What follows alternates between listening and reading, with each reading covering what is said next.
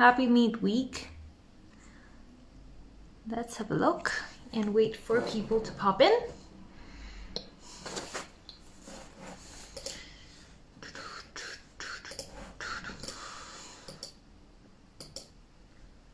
Hello, hi Jerry. Hi, is that Angeline? Hello. Thank you for tuning in. Oh, Amanda, it's here. So I'm gonna go live with.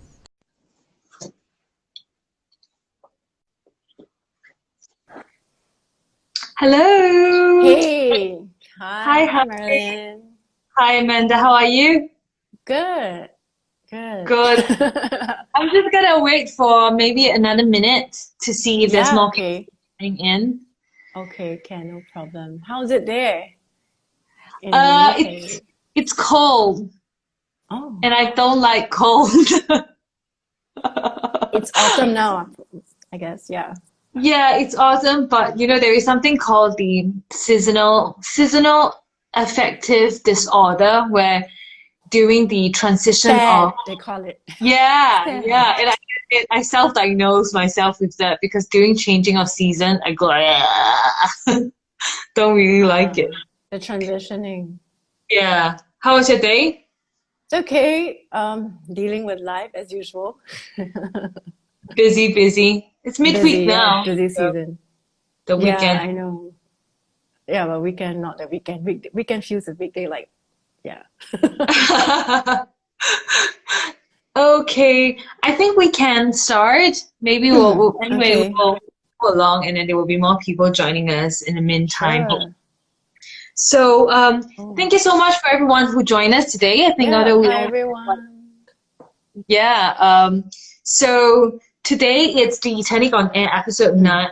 Episode 9. So it's a series of conversation that we kind of like trying to connect with different people, talking about different things. And today we have mm, Amanda, which is a established DJ in Singapore, a sound healing and holistic wellness practitioner, and who also owns Align Origins, as well as few months ago we were very honored to have Amanda with us on Turnic as well, to do sound healing through our classes twice a month.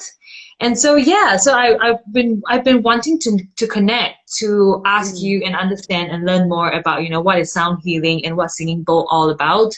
mm. So maybe in the very start, you could start by give us a little bit of background and how you actually started this journey with sound and music. Mm-hmm. Yeah, all right, cool. Yeah, it's been a really wonderful few months at Turnic. Pretty cool way to do things in the midst of like COVID. So cool. Again, I'm always very grateful with the way you actually spin things around, right, and make it work for people. But yeah, so hi everyone. So I'm Amanda, and I think my journey with music and sound really started as as long as I can remember. I love music ever since 4. I've been like playing the piano, the usual, you learn music, and then I think it went on to about 11. I think 11 years old was when it was quite a significant time for me, 11, 12 years old, that I actually started listening to meditation music. Not many people know that because, like what they term as new age music and instrumental music, because I was, of course, listening to the typical rock pop style of Hmm. things.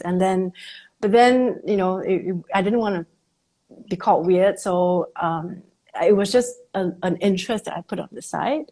And I always had this thought like, oh, if only I could make music like that or be involved a little bit. So things like concepts like binaural beats and meditation music was really introduced to me through that. And even to this day, some of the producers and researchers of that day, I'm actually researching on them in this current day.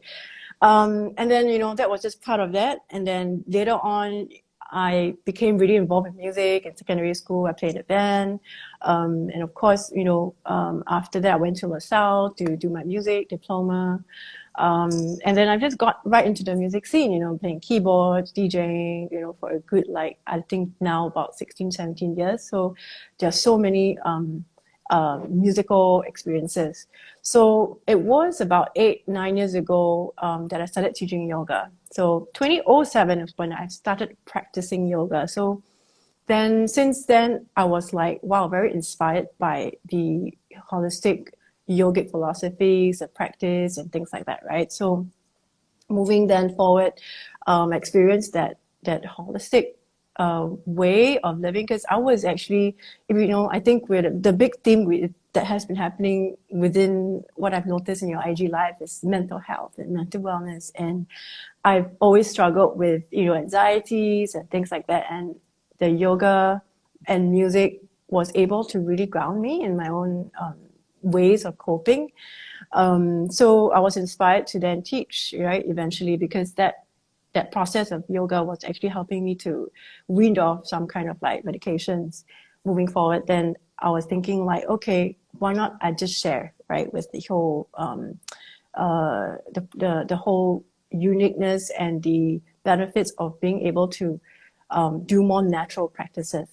So then started teaching yoga, learn to teach, and then after that, I started to then move into combining music and yoga. So let's just say that all along I've seen it in a very separate way, a separate world. Music is music, and music is entertainment, and yoga is yoga.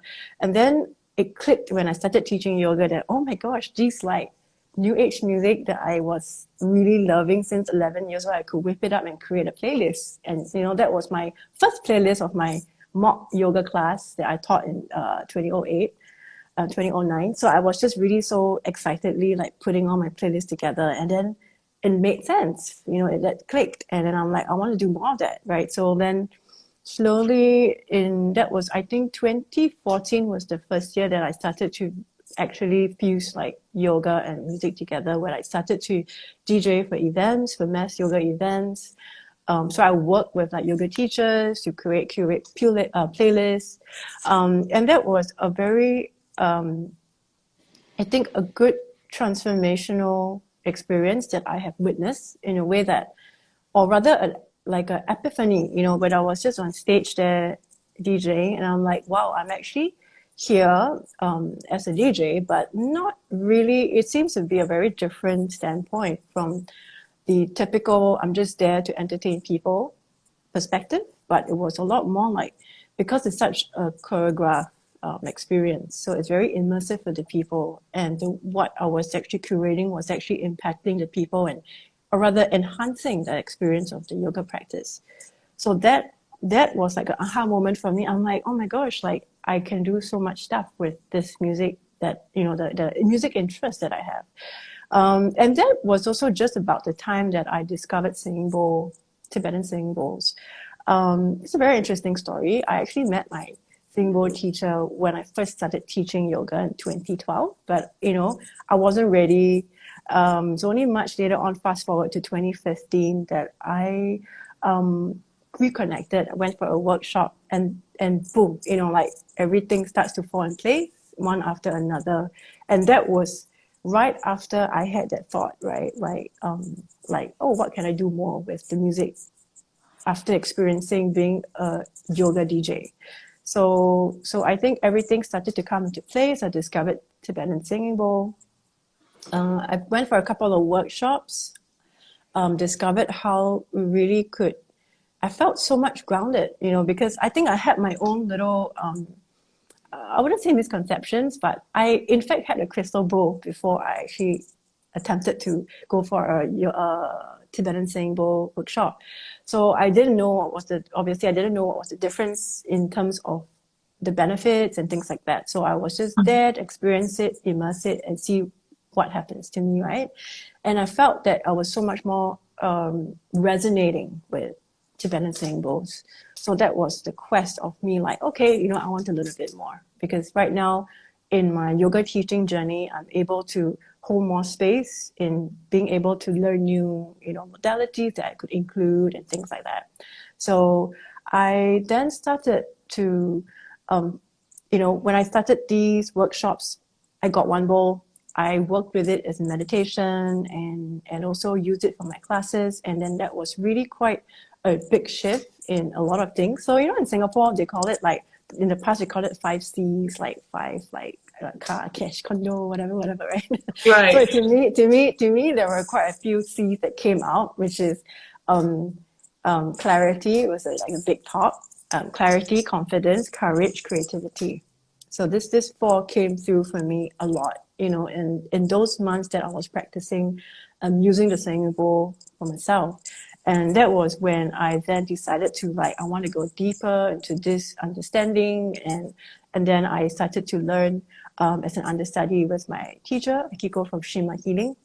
So I went for the practitioner course, came back, and I was able to, understand a lot deeper. And I feel that that was just the start. It's not and I think I'm always curious by nature and a learner by nature. So what I think I know, I'm going to continually go into it. And it's through the experiences that you also have in contact with people that would feed back into your learning journey, right? So then that was that. And then I came back. I started to do one-on-ones, therapy work, and also to conduct sound meditations with singing bowl.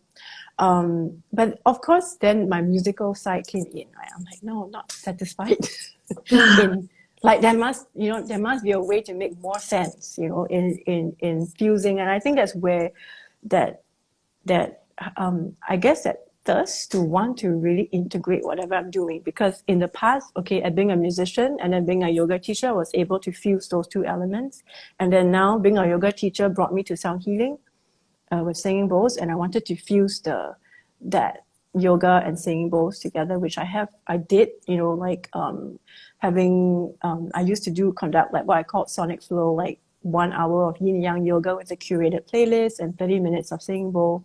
And then, later on, I kind of like moved away from the movement and then moving more into meditation with that, like sound and breath meditation with the bowls. And then at the same time, I'm like, how does it gonna make sense with everything else with the music? Because, sound seems to be the middle between music and yoga. And that was when I have a deeper quest to learn. See, the learning never stops. In terms of like production, right? Like, how do I produce music? Because I've already had the intention that I want to do and effect music in a more therapeutic way, as opposed to just pure entertainment as a musician, right? So then, my quest to go is listen to, different people, and I found a place through online that I was able to learn a bit more on audio production techniques and the sound healing concept. So in a way, music production caused by sound healing. So what does it mean to produce music that if you want to energize versus to relax for certain purposes? How do you create binaural beats and things like that? So a little bit more technical, but I feel that it will really support me in my own future endeavors in my intention of fusing music and sound healing together. So as much as I'm learning an ancient technique, I'm also wanting to input it into my musical understanding with the modern technologies.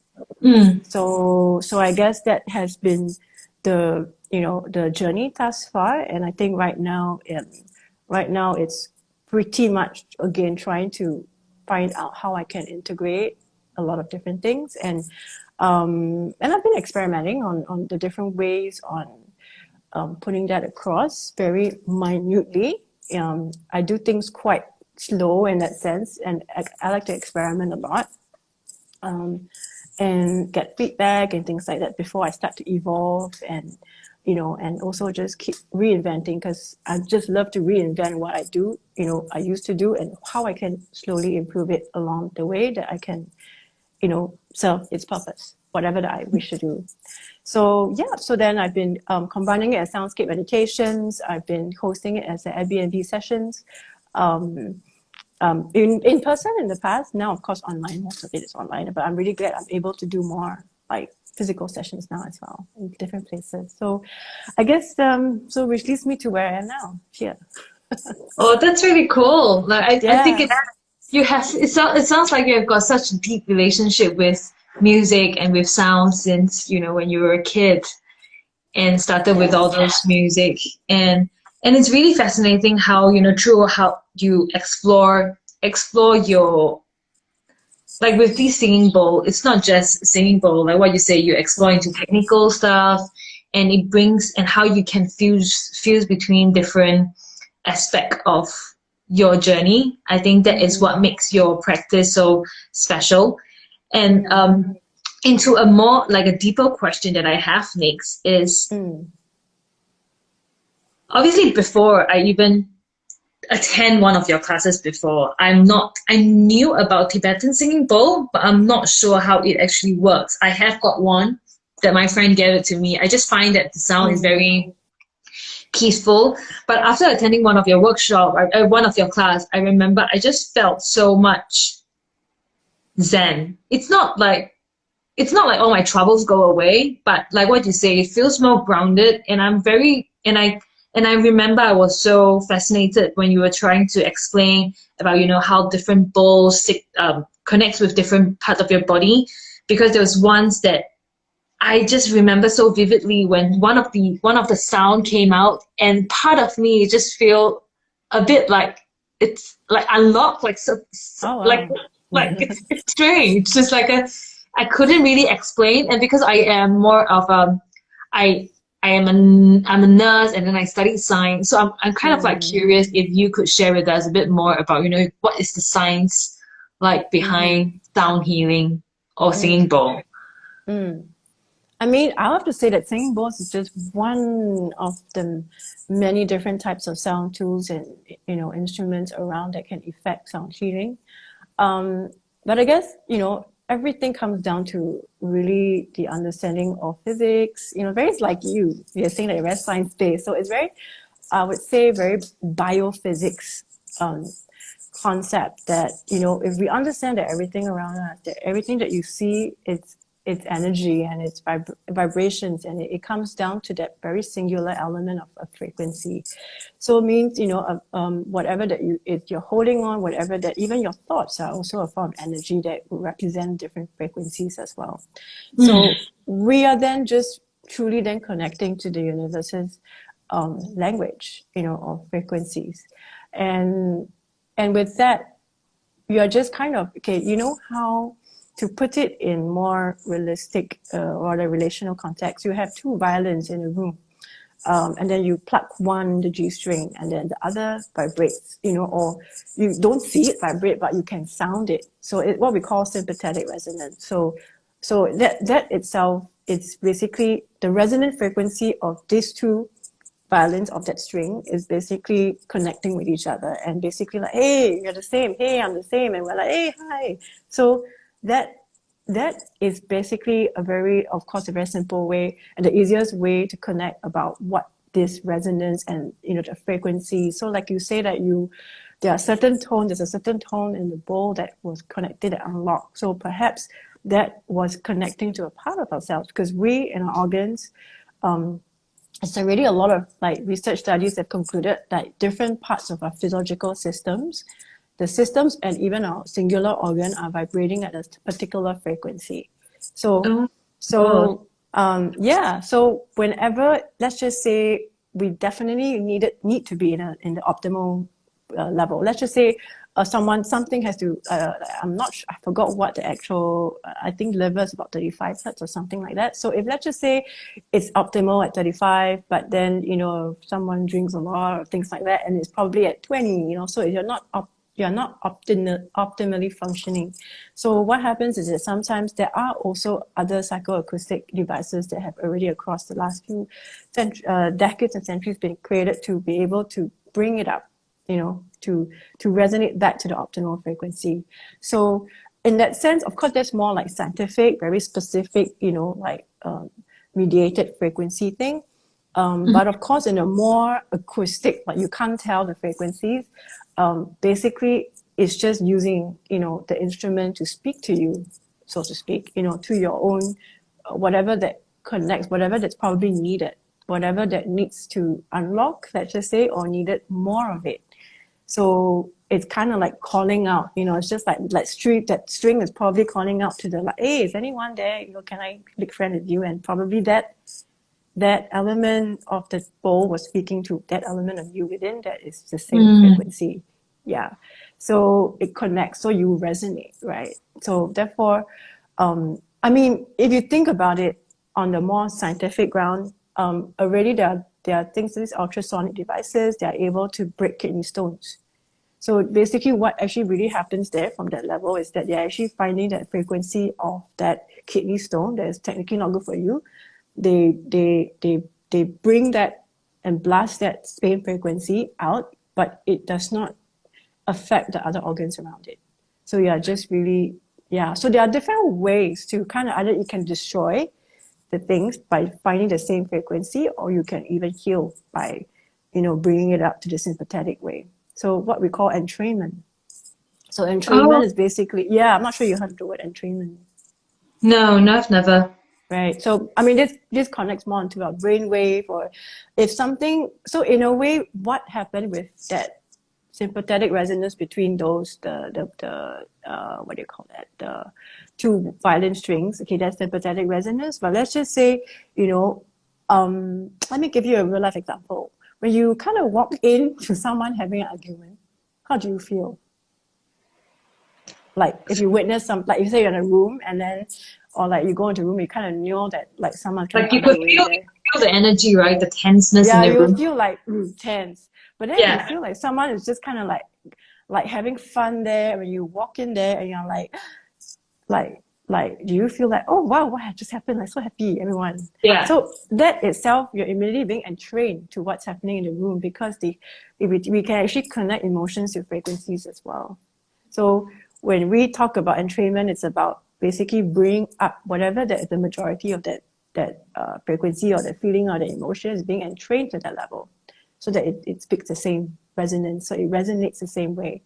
So in that concept, that's how sound frequencies, on that level, on the very fundamental work. So when we talk about music and sound and what type of thing attracts you or how you are being impacted by it, it's also based on this back end logic. If you want to satisfy the left brain a little bit. And then of course, then, how you feel, then it becomes the next thing, right? So that's, so in a way, let's just say with sound and music, I think I'll just do a big picture thing first before I go into like singing bowl per se. Like if we think about music and we relate to music and we, you hear something and you're like, hey, that makes me happy, that makes me want to, what, right? So, but you hear, you just an emotion, it's a thought, maybe a memory tagged into it, and then it makes you want to move the body.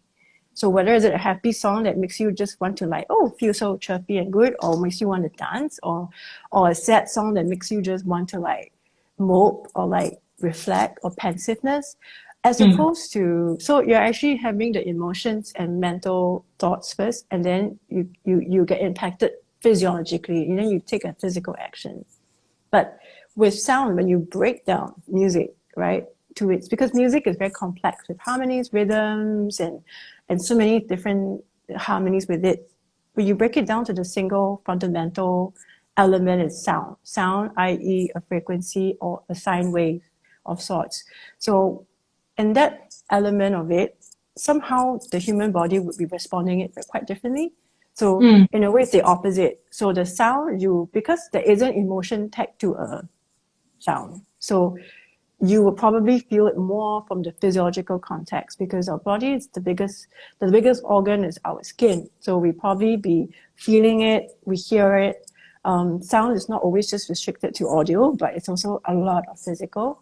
And when we actually absorb that, our body just makes sense of this kinesthetic stimuli first. So when you process that, and then later on, then it just triggers the nervous system into like, oh, I feel more relaxed. Oh no, it just makes me feel more anxious. Oh no, this, so you see that, like, it's a little bit of a shift of you feel first, then the emotions and the thoughts or something comes later. So it's just an interesting observation about music and the sound itself and how it impacts you on a level. So it does impact from a cellular way, because we as humans, we function multifacetedly, multi-layers, with physical, mental, emotional, spiritual, all in one. One would impact the other. So in essence, when we actually hear something or feel something, it might influence the other layers of the self as well. So, Good. Cool. yeah. I mean, does that kind of answer the question? I mean, I'll go into the singing bowls in a bit, but yeah. Sure, no worries. I mean, I can um when we talk about music, there is sometimes, when we feel, for an example, where I feel maybe down or I feel lonely or whatever emotions it has. And then when you don't feel like expressing yourself as well, you listen to a certain kind of tone and just kind of it resonate. And I think that is what we're trying to say about the two strings of, maybe this tone Mm-hmm. fit into a part of your body that just and like what you say, it does affect as well when I'm motivated to work today. Sometimes I play some jazz music or light and chill, and then it does affect how my body responds to this mood. Yeah, it does. It does, for Oh, sure. that, and I think that's something that is it's so abstract, because like what you say just now, that audio or sound is not just to audio, it affects our body in different layers. And this is something that we won't consciously be aware of, I think. Yeah, we are probably very, I mean, don't you think we're quite disconnected from our reality, how reality is the external environment and our inner states, and Oh how yeah. even within the body? Because if we think about it, when we talk about like when something manifests as a physical symptom, like pain or disease or illness, and if we understand, in my understanding, at least 60 to 70% of diseases are psychosomatic. Mm, So what it means is that it's probably you think yourself to your illness in many different ways, because if we understand, then energy exists within our thoughts, and thoughts is frequencies as well. So you're a negative charge of an emotion or a thought would have a certain number of a frequency, right? Like let's say hate or anger and everything like that, or anxiety. It does formulate a certain number of hertz, and there are already devices that are able to pick on that and mm. actually reharmonize, the body as well. So, Oh. um, so it's a very interesting context where then if something manifests physically, it's probably already a long accumulated time that exists within the other more intangible layers of the mind and emotions before it gets manifested as a body effect. Yeah. Mm. Oh, it's an interesting concept as well, because last 2 weeks ago I was talking to another traditional Chinese medicine doctor, a physician, where we were talking about how our emotions are connected to different organs as well. And now with this perception of sound and like thoughts are all this as energy as well that affects our internal organ. I'm always kind of advocate for holistic wellness, because it is not just about physical wellness. It's affected by our social, about our environmental, and things that we are not sometimes not really aware about. Maybe I have high blood pressure because I'm working in a really really noisy environment, Yes. construction, and is that does it probably it's part of like the effect of sound as well. Maybe I hear all this drilling and it Yes. takes away my energy and Yeah, wow. I do have to attest to that, because construction downstairs my place, it's also terrible, and it does affect your mood, of course, right? When you get annoyed, like as sound can heal, sound can destroy as well, right? There's always the duality within elements. So on the level, it's also be about mindful of how, of course, certain things you can't change about like construction happening or renovations happening, but Mm, how can we also minimize certain aspects, or how can we deal with it, to a point that sometimes you just have to block it out. Normally I just play music, blast the music to kind of mm, counter it, like counter the bad with the good, in that sense. But yes, the environment, the sonic environment do matter as well, in terms of how you curate or how you are actually absorbing these different sounds, like these dissonant sounds from the constructions, from the renovations, the drilling. And yes, it does pull your energy away in that, because mm, it takes energy to be like frustrated as well, right? Out of this. And if it's a constant, it's actually making our sense of being, our ears get tired and fatigued from listening to it, and our bodies get also fatigued from absorbing this type of like beyond what we know of the sonic, what do you call it, the destructive quality of the sonic stuff that's happening in the environment. Yeah. Wow. I've never really thought about it in that way. Sometimes I listen to a certain sound and I get really frustrated, but I just thought because it is annoying. But now if you look at it as a kind of like energy, it does shift, like maybe because of like different hertz, the sound. Yeah, yeah. Ah, Correct. I mean, right. also, like noise in that sense, because like these type of destructive noise, generally, if you think about it as a sine wave, like normally a sound frequency would be a nice like reverse S curve, right? So, Right. what destructive noise, they have incomplete sound wave. So meaning instead of like that, beautiful ones, right? It's like just like a. So when you look at that visual of the wave Yes. frequency, it becomes Yes. this like, yeah. Um, so that can explain why it becomes very like unpleasant. Yeah. But of course, there are other types of noise that can be also quite beneficial or very beneficial, like the sound of the waves of the sea, right, at the beach. These types are actually called white noise, right? So what we know, white noise can really help with people. Like for myself, I have tinnitus, ringing in the ears. That can actually help in masking it to lessen the perception of the ringing.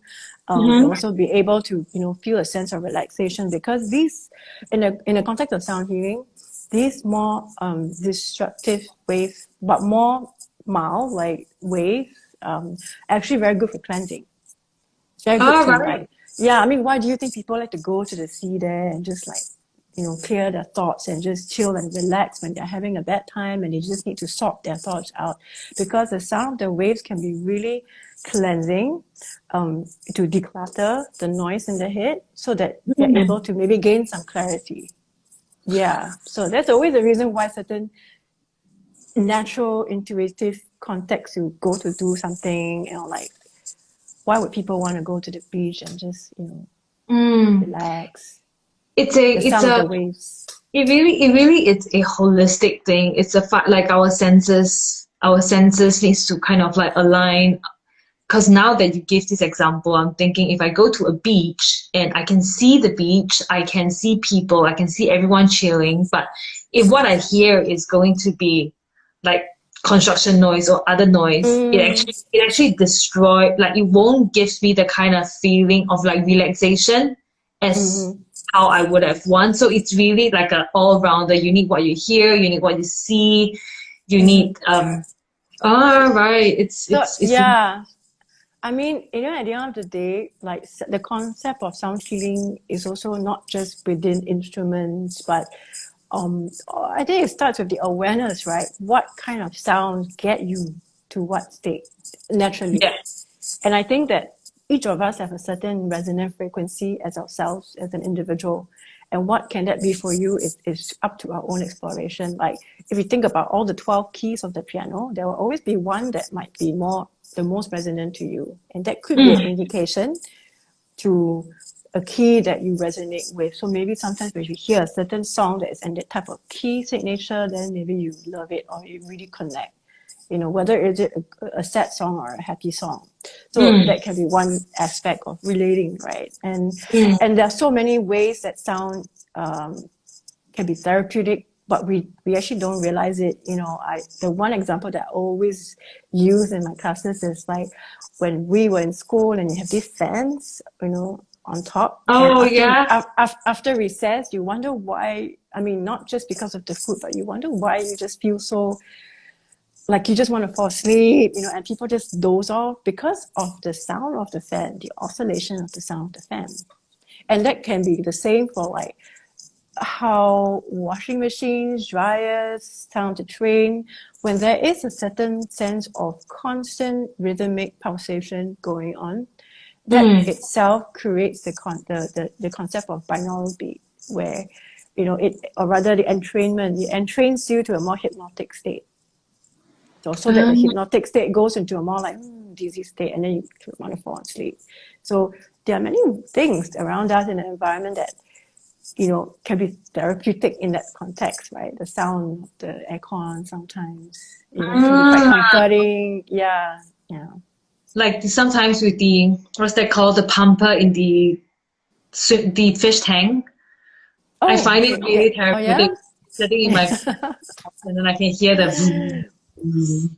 Yeah, it's correct. I mean, that's just one example of, I guess, connecting to the common sounds that's already in your home that, you know, that you can identify first and foremost what actually works for you, or what actually is therapeutic, or what is annoying, and things like that, right? Yeah. Mm, Of mm. course, yeah. I mean, this is more on an everyday, day-to-day kind of context, but there are many other, of course, when you go down to the actual sound healing realm, then there are many different tools and many different instruments that can, you know, at the end of the day, it's like the concept of meditation. There are 1,001 techniques, 1,001 ways, but it serves that one same purpose to get you into a meditative state.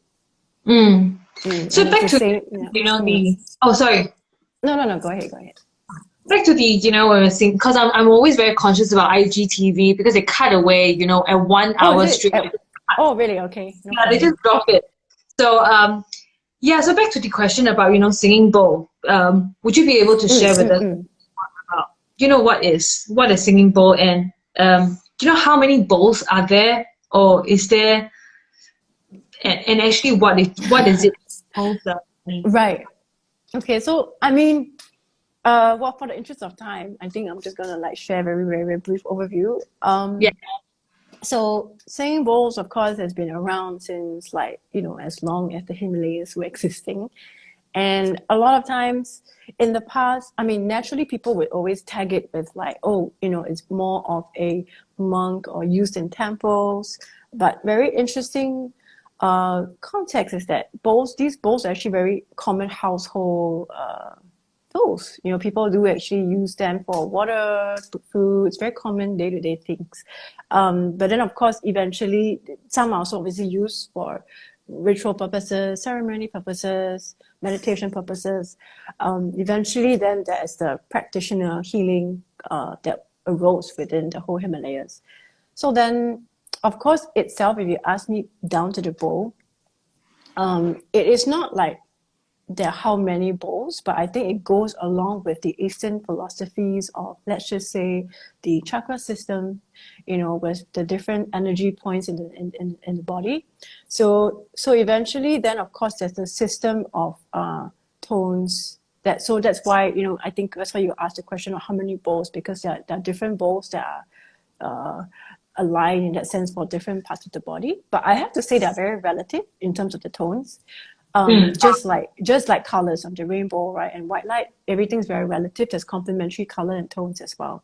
So in this, I guess in a more generic overview, general way, it aligns that bones are used within the different chakras, right? And each chakra, so there's the Tibetan versus the Vedic tuning sound system, Right. where the Vedic goes from the C, D, E, F, G, A, B, within the chakras, going up from the root to the crown, versus the Tibetan tuning system that goes with F, C, G, D, A, E, B, from the root towards the top. So no one knows why.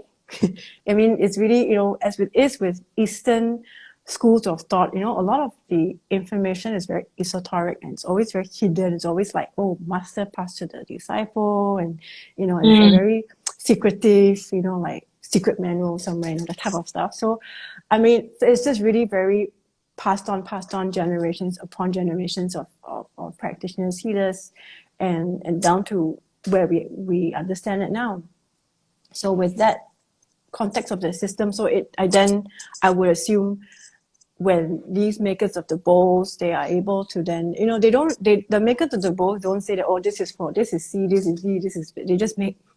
And then it's just the practitioners who are in the know of that would just discern. They will, you know, go to the market, they go and listen to it, and they define what it is, you know, for each bowl. At each of the bowl, it depends. There are many different ways of identifying. There's the new, the antique ones. So for me, I work with the antique bowls, and there are around 7 to 9 different metals involved in that. And that antique versus new is also a little bit different because the imagine something that has been passed down, very seasoned. So it's been passed down, there's been, done a lot of healing upon people. So the sound and the tonality and the quality of it is also very different from, as opposed to a more newer one. Sounds more like, to me, when I hear an old and a newer bowl, the newer bowl sounds like a very young, enthusiastic child versus an older one that sounds like a very wise old grandmother. Yeah. But I mean, I have to say there are newer bowls that can sound quite old as well, like macam only. But then, yes. And of course, there are different ways to kind of identify them. But I mean, they all, of course, serve the same purpose. No good, no bad. But it's just more like what resonates with that individual as well. So with, back to the concept of 7, there are different metals coming in together and within a bowl, like an alloy. So with imagine each type of metal has its own frequency. So when you have 7, 9 types of metals coming together, they have different frequencies all willed up together. Right. So when you hear, you don't hear one pure tone. It's like different layers of mid, lower, higher tones. So what we call harmonic overtones, the harmonies of their overtones. So one thing would be like a fifth of another, or a third, or a seventh, or something like that. But of course you can't tell because it's it's such an organic instrument. You can't really the newer bowls, you can actually machine made it to a point that's perfect pitch of F is like that, C is like that. Oh, right. Yeah, so there are different concepts of the singing bowls, how they are made and the impact of it. And the older bowls, of course, sounds more rich because of the harmonic overtones. It's more in musical terms and in musical lingo, it sounds fatter. It sounds more deep and rich, more depth, things like that. So And the different and the different tone the different bowl, the sound that it makes when you relate to chakra, it's what does it do to all the different chakras when the music on the bowl?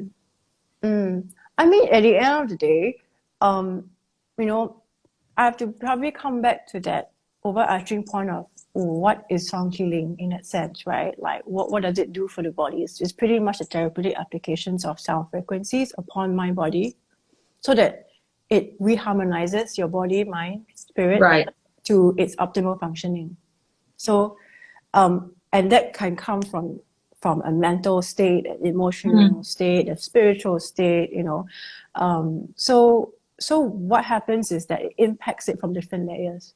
So let's just say if someone is having difficulty forgiving someone, for example, because of an argument or something bad that happened, okay, and you so that in a way, then the energy and around the heart chakra in that context is blocked, right? So when it's blocked or when it's harbored with a lot more negative emotions, it can just prevent a person from living fully, from feeling more free within their heart, or even how to even start to forgive or things like that, right? So with sound, with frequency, with music, it impacts them that way. And it speaks to that area, right? Whichever they resonate. And then, it kind of just digs up stuff. So so then when stuff is being digged up, it's like we experience a bit of what we call healing crisis, like all the bad things starts to come out, like purple diarrhea out. But of course it's there for you to be able to process it. So, true healing is not about avoiding, and it's not about, I want all the positivity and I want the light. No, but it's really working through all the deeper stuff that needs to be decluttered out. Then the goodness can come, So that's why sometimes we think we have finished some healing, but maybe there are some other little parts that come up along the way. And I always feel that healing is a lifelong process. It's a work in progress because it really depends. We all have different things that get to us that we need healing on or whatever, right? So, and then how on then do we actually have that self-care routine to to maintain our sense of well-being in all areas as well. So what then the sound does is to really just bring, because emotions are frequencies. So again, it's just connecting to using the same language to bring things up for you to identify, to see what needs to be done. If you want to stay put, take whatever action. And then of course, then the healing can come through for you. So, so that is also always, like for me, I always talk about disclaimer of like, okay, it's not always all about good stuff. It's also dealing with your stuff. Yeah. So before, the decluttering comes before you can organize stuff, right? Yeah. Because so things have to be like purged out first. Then you're able to create space to hold space for all the goodness that's to come.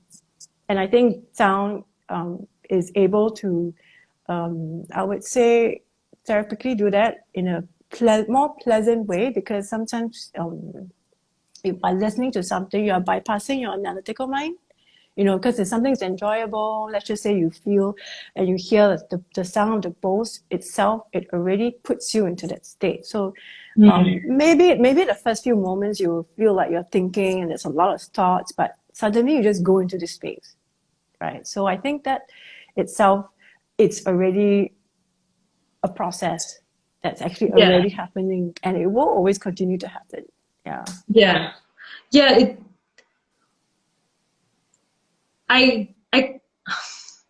I'm speechless, because I just feel that it's, especially when you talk about healing just now, it's something that now we are very much attuned to things fast, right? We want to get solved fast. We want this to be done fast. And so often we have got, people saying that, oh, I want to be healed, but why is it that I've gone through like all this healing, I've learned about meditation, and then negative emotions still arises and stuff like that. And it's always so important for us to know that we are human, and it's a healing process. It's not about suppressing that, in the future we will not be able to be triggered by certain things anymore, but we need to declutter it in order to even see that this thing is actually affecting me. And next time you know where the trigger is from, and like what you say, it's a lifelong process for everybody. But it's not like it's not an accomplishment like I'm healed.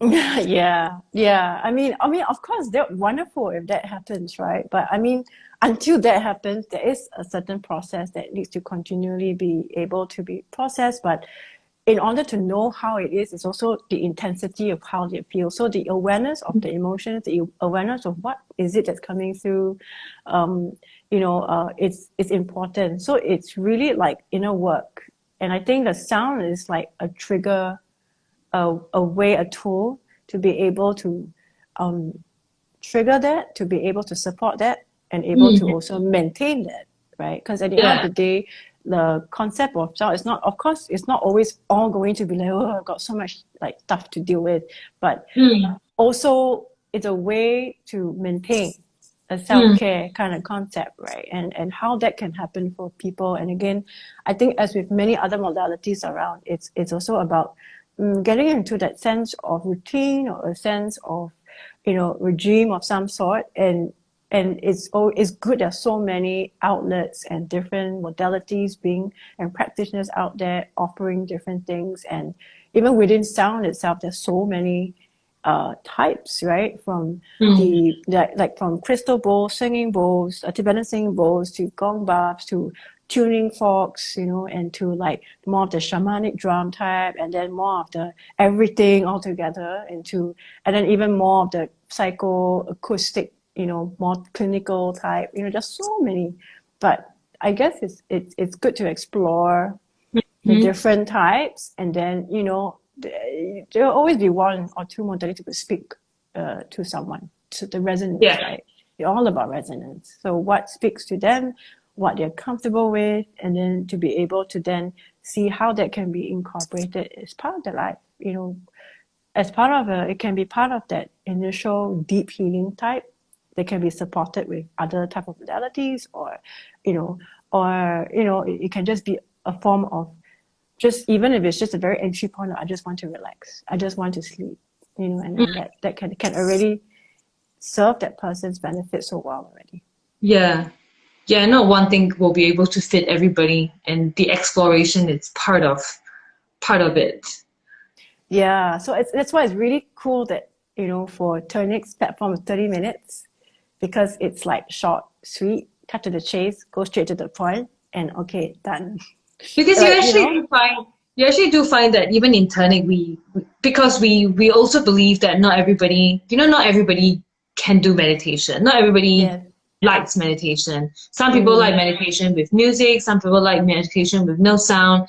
So that's why on our platform we try to have a lot of different resources. But you do realize, especially on your class, the people that mm, comes back are, in the beginning, people start to explore, oh, there's a new mm. class, let's come and join it. And after you start to see a bit of more of a pattern, like people that likes it or resonate with it come more to your class, and then there will be classes that, another group of people goes over there, and that's fine. But the first step is really to explore it, right? Because if you don't explore, you Yeah, wouldn't really true, true, know true, what true. fits you. Right. And Yeah. okay, just for the time as well, just before we end it, will you kind of like be very briefly summarize like what are the benefits of singing bowl? So whichever for people that are here and would have been thinking of trying will have a bit of like knowledge of that. I mean, first and foremost, rather a few general context on benefits of singing bowls can really be number one, relaxation, right? Stress reliever. Number two, gain a lot of clarity in thoughts and emotions, because I always feel and believe that sound is like a way to have a mental declutter. So when you have a lot of thoughts are emotions are frequencies in your mind, when your brain is consumed by the sound, when you listen to it for that moment's worth, is consumed by the sound, and that kind of like sweeps away all the extra noise. So I think Mm, that kind of helps you to recalibrate for that moment's worth, like what can happen for you. right. Sometimes answers can be there for you already. It's just there. You Mm, just need to like, okay, shush out the extra noise. So that I feel number one, clarity can come through a lot. And of course, there's a lot of how you say, like if you have any more of that esoteric spiritual context of like, if you know that, okay, for someone that are like a little bit of the chakra thing, you can really just unlock stuff like what you say, certain parts of the concept in your body, in your chakra can be feeling like locked or unlocked, and that actually is pretty much the energetic blockages being unlocked and mm, within the different chakra systems. So that itself is like already by the way that would happen. It's just whether or not you are aware of it. And it's yeah. good to be slowly aware, because sometimes people get out of the session feeling like, oh my God, like it's really relaxing, but I don't know why I start crying when I go home.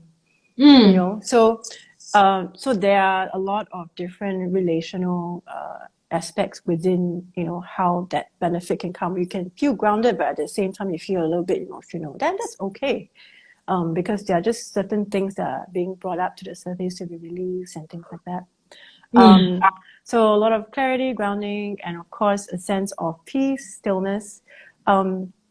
I mean, with all the noise that we all have now and all the fatigue of virtual stuff going on, yeah. sometimes it's really, really rare now to be able to have that moment of stillness. And I think that um, uh, that can actually happen within a session, even if it's a Yeah. short session, because as much as there's sound, there's also that, yeah, the ability to just drop into that space of just like for that moment, like don't know where you're at, you're just kind of like floating, or you're just kind of like nothingness. Mm, And I think that is where that very restful state can come into. So I would normally end my classes with lots of silence as well. So silence is as equally as important as sound, as much as we are all talking about sound here, because silence is where the shavasana of sound, I call it, as a yoga class, that you need that time to integrate. So when you actually after that sound session and you're just really being that given that space, and that space that's held for silence it's a very empowering and grounding process, and the stillness and the centeredness can be really achieved within that short, like 5 minutes. So yeah, I mean, I think that itself, so, you know, because it's a stress reliever, relaxation, it already becomes that framework, because when we are relaxed, our nervous systems already start to kind of like recalibrate to neutralize. We're coming from that fight or flight state into a more neutralized, neutral state. And I think that is how we can actually slowly, you know, be able to be more off most of the time. So our baseline of our stress resilience be able to increase as well. Yeah. Great. Okay, I think we have really covered a lot, and thank you so much for sharing, you know, all of your journey, your knowledge, and experience with us. For whoever that's tuning in or watching the catch up, if you want to experience like sound bath, you can check out Amanda's work at Align Origins. So sorry I missed out the S the first time on the post. It's all right. Yeah, or Amanda also do class on Turnique twice a month. And so, yeah, but I personally will want to experience once on a physical space as well to see what's the difference like. I'm sure it will be more powerful. But yeah, that will be all for today. And so I want to say thank you again, Amanda, for the time. No, thank you, Marilyn, for having me here and on Turnique. Yeah, and then I'll see you again in the class. Yeah, and thank you everyone who tuned in. Yes, thank you. And will tune in. Yes. All right. Okay, and this will be saved on record later as well. So if you've got any, you know, of your followers or whatever that wants to have a look or know more about it, you can always share with them. Sure. Okay, I'll say bye before you cut us off and give us an incomplete ending. All right. Thank you so much again. Thanks everyone. Thanks, Marilyn. Thanks, Bye-bye. Bye.